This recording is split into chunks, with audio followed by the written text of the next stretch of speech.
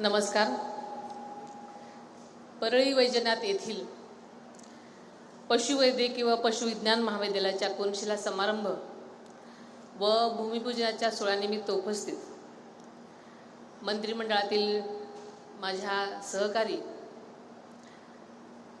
पंकजाताई मुंडे, लोकप्रिय आमदार धनंजयजी मुंडे, आमदार नमिताताई मुंदडा, माजी खासदार प्रीतमताई मुंडे, संजय दौंड, माननीय बदामराव पंडित, आपल्या नगराध्यक्षा पद्मश्री धर्माधिकारी, या विद्यापीठाचे कुलगुरू डॉक्टर नितीन पाटील, पशुसंवर्धन विभागाचे सचिव डॉक्टर एन रामास्वामी, बीड जिल्ह्याचे जिल्हाधिकारी Vivek Johnson, CO ZP Jatin Rahman, police अधीक्षक नवनीत कावज, श्री अजयजी मुंडे, श्री अक्षयजी मुंदडा, व्यासपीठावरील उपस्थित सर्वच सन्माननीय पदाधिकारी, वरिष्ठ अधिकारी,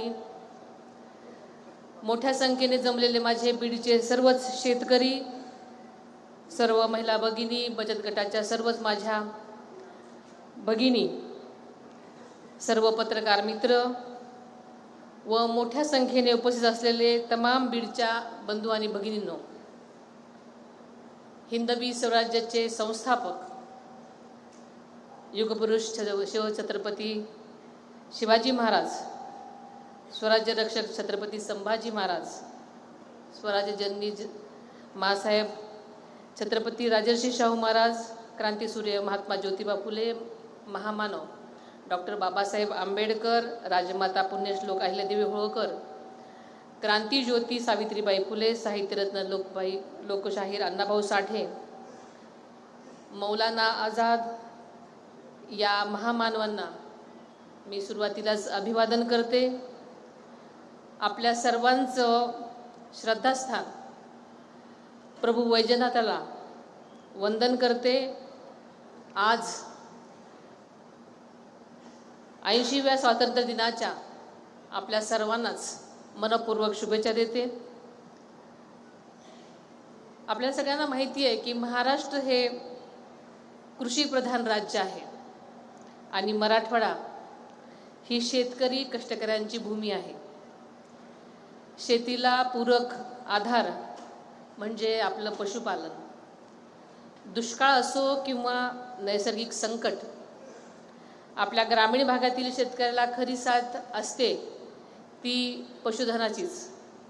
म्हणून केवळ पिकांची काळजी घेऊन चालणार नाही, तर आपल्याला मूक प्राण्यांची, पशुधनाची काळजी घेणं, या क्षेत्रात आधुनिक तंत्रज्ञान आणणं तितकंच महत्त्वाचं आणि गरजेचं होतं.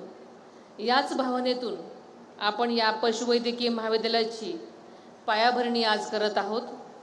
राज्याच्या अर्थव्यवस्थेच्या वाढीमध्ये शेतीबरोबरच पशुपालनाचाही महत्त्वाचा वाटा हे आपल्या सगळ्यांनाच माहिती आहे. राज्यामध्ये दिवसेंदिवस सीमांत शेतकऱ्यांच्या संख्येमध्ये वाढ होत असून शेतकऱ्यांच्या उत्पन्नामध्ये पशुपालन व्यवसायाद्वारे मोठी भर पडत आहे. पशुपालन आणि दुग्ध व्यवसाय हा मुख्य व्यवसाय म्हणून विकसित करण्याची आता गरज निर्माण झालेली आहे. राज्यातील पशुधनाची उत्पादन क्षमता इतर राज्यांच्या तुलनेमध्ये कमी असल्याने सध्या उपलब्ध असलेल्या पशुधनाची क्षमता वाढवणं अत्यंत आवश्यक झालेलं आहे. शेतकऱ्याच्या गोठ्यातील प्रत्येक जनावर हे त्यांच्या कुटुंबाच्या अर्थव्यवस्थेचा एक भाग आहे. त्यामुळे पशुवैद्यकीय सेवा ही केवळ आरोग्यसेवा नाही, तर ती ग्रामीण अर्थव्यवस्थेची सुरक्षा आहे. त्यामुळे हा इमारतीचा पाया घातला जात नाही, तर पशुवैद्यकीय शिक्षण, संशोधन आणि ग्रामीण अर्थव्यवस्थेचा नवा पर्याय पर्वाचा पाया घातला जात आहे. आपल्याला सगळ्यांनीच अजितदादांनी बीड जिल्ह्याचं पालकमंत्रीपद स्वीकारल्यापासून जिल्ह्याचा सर्वांगीण विकास करण्याचं ध्येय डोळ्यासमोर ठेवून अनेक कामं मार्गी लागलेली आपण पाहिलेली आहेत. आपल्याला हा विकास रथ असाच पुढे न्यायचा आहे. जिल्ह्याच्या सर्वांगीण विकासाचं दादांचं स्वप्न पूर्ण करायचं आहे. त्यांनी मार्गी लावलेली, सुरू केलेली विकास कामं पूर्ण करणं हीच खरी दादांना श्रद्धांजली ठरणार आहे. जानेवारी 2025 मध्ये बारामतीमध्ये कृषिक 2025 या प्रदर्शनामध्ये, म्हणजेच आता पंकजाताईंनी जो इन्सिडन्स सांगितला त्या प्रदर्शनामध्ये आदरणीय दादांसह मी आणि पंकजाताई दोघेही उपस्थित होतो. त्यावेळी दादांनी प्रथम बारामतीच्या पशुवैद्यकीय महाविद्यालयाची घोषणा केली. तेवढ्यातच स्टेजवरून पंकजाताई दादांना म्हणाल्या, दादा, मी स्वतः पशुसंवर्धन विभागाची मंत्री आहे, माझ्या परळीसुद्धा तुम्ही एका पशुवैद्यकीय महाविद्यालयाची घोषणा करावी. आणि आदरणीय दादांनी अर्थमंत्री आणि बीड जिल्ह्याचं पालकमंत्री या नात्यानं क्षणाचाही विलंब न लावता परळीसाठी सुद्धा नव्या पशुवैद्यकीय महाविद्यालयाची घोषणा केली. परंतु फक्त घोषणा करूनच ते थांबले नाहीत, तर आपल्यास माहिती आहे की दादांनी एखादं काम मनावर घेतलं की ते पूर्ण करायचेच. त्यांचा शब्द हा अंतिम शब्द असायचा. आणि त्यानंतर महिन्याभरातच राज्य मंत्रिमंडळाने या दोन्ही महाविद्यालयांना मंजुरी दिली आणि दादांनी आपला शब्द खरा केला. त्यावेळी पंकजाताई प्रथमच आमच्या बारामतीला आलेल्या होत्या. माझ्या पाहुणचाराबरोबरच पंकजाताईंना त्यांच्या भावाकडून, आदरणीय दादांकडून त्यांना मिळालेली ही मोठी भेट होती.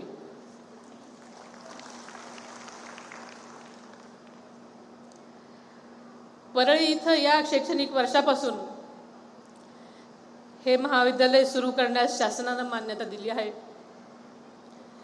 या पशुवैद्यकीय महाविद्यालयासाठी पुढील 5 वर्षासाठी मनुष्यबळ, कार्यालय, उपकरणं आणि वाहन खरेदी असे सर्व मिळून 634 कोटी रुपये खर्चास मान्यता देण्यात आलेली आहे.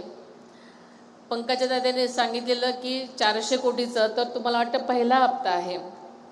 या पशुवैद्यकीय महाविद्यालयाच्या मंजुरीपासून ते जमिनीच्या हस्तांतरणापर्यंत आणि निधीच्या नियोजनापर्यंत दादांनी सातत्यानं या सगळ्याचा पाठपुरावा केला. मराठवाड्याच्या तरुण पिढीला पशुवैद्यकीय शिक्षणासाठी इतरत्र जाऊ नये, त्यांना इथंच उच्च दर्जाचं शिक्षण आणि रोजगाराच्या संधी उपलब्ध व्हाव्या, हा दादांचा ध्यास होता. आज दादांच्या याच विचाराचं फलित आपल्याला या महाविद्यालयाच्या रूपानं पाहायला मिळणार आहे. आदरणीय दादांचं देशी गायीवर अतोनात प्रेम होतं. देशी गोवंशाच्या संवर्धन व जतनासाठी पुणे येथील कृषी महाविद्यालयात अजितदादा पवार गोवंश संवर्धन व जतन केंद्र उभारण्यात आलेलं आहे. परळी येथील पशुवैद्यकीय महाविद्यालयातसुद्धा या केंद्राचा मोठा उपयोग होणार आहे. मी पंकजाताईंना सुचवते की तुम्ही सुद्धा या केंद्राला एकदा आवर्जून भेट द्यावी. परळीच्या या वैद्यकीय महाविद्यालयामुळे मराठवाड्यातील विद्यार्थ्यांना पशुवैद्यकीय क्षेत्रामध्ये शिक्षण आणि संशोधनाची संधी उपलब्ध होईल. परिसरातील शेतकरी आणि पशुपालकांना आपल्या जनावरांसाठी अत्याधुनिक उपचारांची सुविधा मिळणार आहे. शासनानं या महाविद्यालयासाठी जमीन उपलब्ध करून दिलेली आहे. महाविद्यालयासोबतच इथं संशोधनासाठी पशुधन प्रक्षेत्रही विकसित होईल. त्यामुळे नवीन तंत्रज्ञानाचा शेतकऱ्यांना मोठा फायदा होऊन दुग्ध व्यवसाय, शेळी मेंढी पालन आणि कुक्कुटपालन यासारख्या पूरक व्यवसायांना मार्गदर्शन मिळून शेतकऱ्यांचं उत्पन्न वाढण्यास नक्कीच मदत होईल, हा माझा विश्वास आहे. परळी वैजनाथ ही श्रद्धेची, संस्कृतीची आणि विकासाची भूमी आहे. इथल्या मंदिर परिसराचा विकास, पायाभूत सुविधा आणि शैक्षणिक संस्था यामुळे या परिसराचा विकास, यामुळे या भागाला नवी ओळख मिळत आहे. पशुवैद्यकीय महाविद्यालयामुळे या भागाच्या विकासाला आणखी भर पडणार आहे, रोजगार निर्मिती होणार आहे आणि स्थानिक अर्थव्यवस्था नक्कीच मजबूत होण्यासाठी मदत मिळणार आहे. राज्याची अर्थव्यवस्था $1 ट्रिलियन वर नेण्याचं आपलं ध्येय आहे. यासाठी शेती आणि शेतीपूरक व्यवसायांना चालना देण्याची गरज आहे. पशुपालन आणि दुग्ध व्यवसायाला प्रोत्साहन देण्याचं शासनाचं धोरण आहे. सध्या राज्यामध्ये पशुवैद्यकीय सेवा आणि पशुवैद्यकांची मोठ्या प्रमाणावर गरज आहे. मानवाचं आरोग्य, प्राण्यांचं आरोग्य आणि पर्यावरण एकमेकांशी जोडलेले आहेत. म्हणूनच भविष्यातील पशुवैद्यकीय शिक्षण हे वन हेल्थच्या दृष्टिकोनातून असलं पाहिजे. त्यातूनच संसर्गजन्य रोग, अन्न सुरक्षा, पर्यावरण आणि सार्वजनिक आरोग्य यांची सांगड घालता येणार आहे. आजच्या कार्यक्रमाला मंत्री पंकजाताई मुंडे यांची उपस्थिती ही माझ्यासाठी विशेष आनंदाची बाब आहे. ग्रामीण महाराष्ट्र महिला नेतृत्व आणि समाजाच्या शेवटच्या घटकापर्यंत विकास पोचवण्याची जी परंपरा आहे, त्या परंपरेला आज आम्ही एकत्र पुढे नेत आहोत. बारामती आणि परळी येथील या 2 नवीन महाविद्यालयांमुळे प्रशिक्षित पशुवैद्यकांची संख्या वाढेल आणि राज्यभर पशुसंवर्धन सेवा अधिक भक्कम होईल. आधुनिक सुविधा आणि तंत्रज्ञानाची जोड असलेल्या या महाविद्यालयामुळे परळी तालुक्याच्या लौकिकात नक्कीच भर पडणार आहे असा मला विश्वास आहे. पशुवैद्यकीय महाविद्यालयामधून फक्त सरकारी नोकरी शोधणारे विद्यार्थी तयार होऊ नये. पेटकेअर, डेअरी कन्सल्टन्सी, पशुखाद्य उद्योजक, वेटरनरी फार्मलिस्ट असे काही रोजगार आपल्यासमोर आहेत.